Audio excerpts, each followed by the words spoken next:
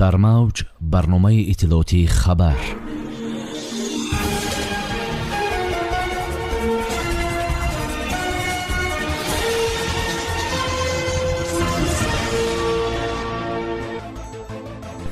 кӯмаки ба шаҳрдӯстонаи тоҷикистон ва мардуми аз заминларза зарардидаи афғонистон ба роҳ баромад. соҳибкори тоҷик 15 миллион сомониашро хайр кард. шиносоӣ бо фаъолияти корхонаи истеҳсолии арча мебел. дар шаҳри панҷакент корҳои бунёдкорӣ идома меёбад. саразм ғолиби минтақаи сӯхт. 9 нишони паҳлавонони панҷакент аз 3 ҳарба. дастаи мунтахаби тоҷикистон чемпиони ҷоми мердека 2023 гардид. бо дастури президенти ҷумҳурии тоҷикистон муҳтарам эмомалӣ раҳмон имрӯз ба мардуми аз заминларза зарардидаи афғонистон кӯмаки ба шаҳрдӯстона фиристода шуд, хабар медиҳад Амид Ховар.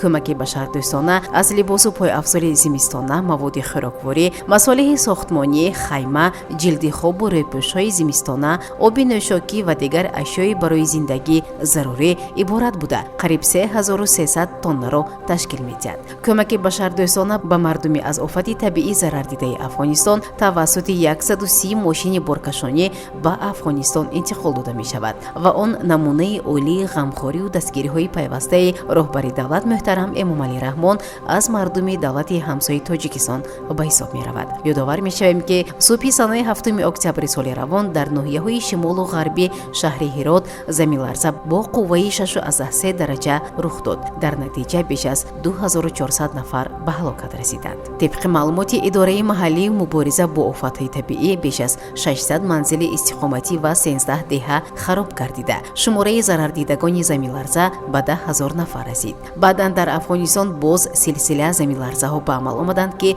дар натиҷаи онҳо низ нафарони зиёд ҳалок ва маҷрӯҳ гардиданд. иттилоъ медиҳад Амид Ховар.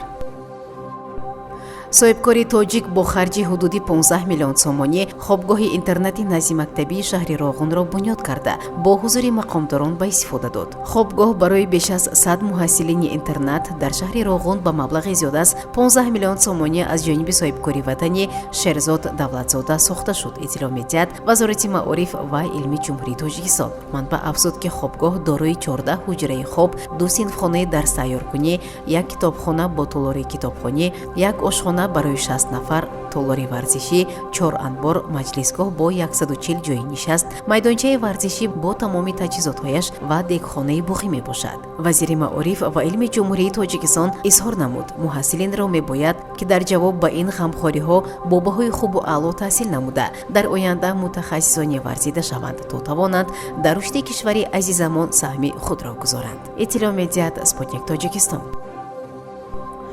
раиси вилояти суғд Раҷаббой Аҳмадзода дар минтақаи озоди иқтисодии суғд бо фаъолияти корхонаи истеҳсолии арча мебел шинос гардид. зимни шиносӣ чуноне иттилоъ дода шуд бо мақсади таъмини иҷрои дастуру супоришҳои роҳбари давлат барои зиёд намудани ҳаҷми истеҳсоли молу маҳсулоти ивазкунандаи воридот, инчунин таъмини талаботи бозор бо маҳсулоти рақобатпазири ватанӣ тадбирҳои зарурӣ амалӣ карда мешавад.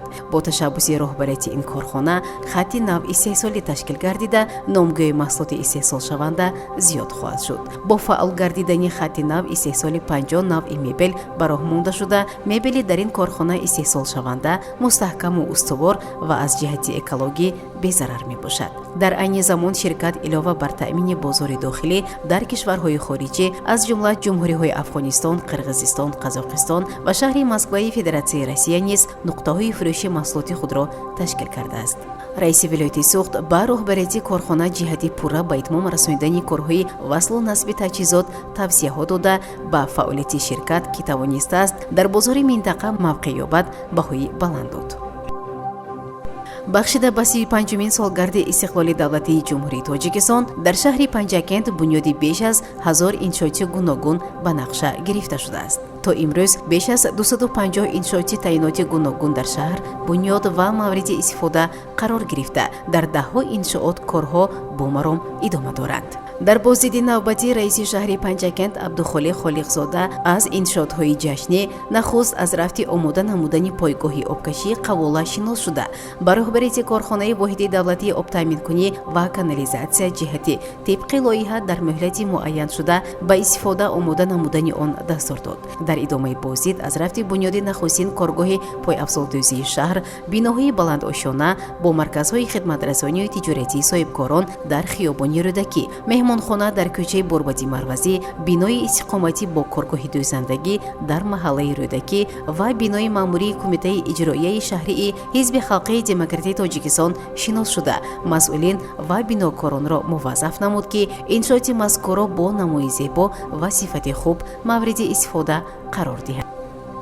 Дастаи футболи саразми шаҳри Панҷакент пас аз пирӯзӣ бар дастаи Металлург 2 давр пеш аз анҷоми бозиҳо қаҳрамони Тоҷикистон байни дастаҳои Лигаи дуюм дар минтақаи сухт гашт. Онҳо ҳамчунин дар дидор бо дастаи шаҳри Истиқлол бо ҳисоби 5-2 ғолиб омада, бо 48 имтиёз дар садри ҷадвал боқӣ монданд. Бозингарони даста Раҳматҷон Ҳомидов ва Шаҳзод Нурматов бо ворид намудани 14 тӯбӣ ба дарвозаи ҳарифон дар байни нишонзанҳои беҳтарини Лигаи дуюм ҷой гирифтанд.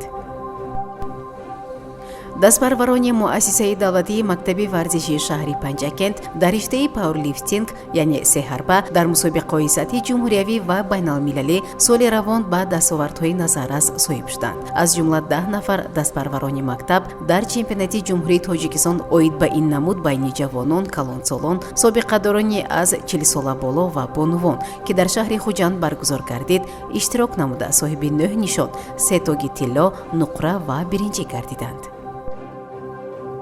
шоми дирӯз бозии ниҳоии мусобиқаи 42-юми байналмилалии ҷоми Мердека 2023 оид ба футбол байни дастаҳои мунтахаби Малайзия ва Тоҷикистон дар сатҳи баланд баргузор гардид, иттилоъ медиҳад Амид Ховар. вохӯрии дастаҳои мунтахаби Малайзия ва Тоҷикистон дар варзишгоҳи миллии Букит Ҷалил дар Куала-Лумпур доир шуда бо ҳисоби 2-0 ба суди дастаи мунтахаби Тоҷикистон анҷом ёфт. голҳои Рустам Соиров ва Шаҳром Самиев ба дастаи мунтахаби Тоҷикистон пирӯзӣ оварданд. барномаи иттилоотии хабар аз рӯйдодҳои Тоҷикистон, минтақа ва ҷаҳон огоҳ бош.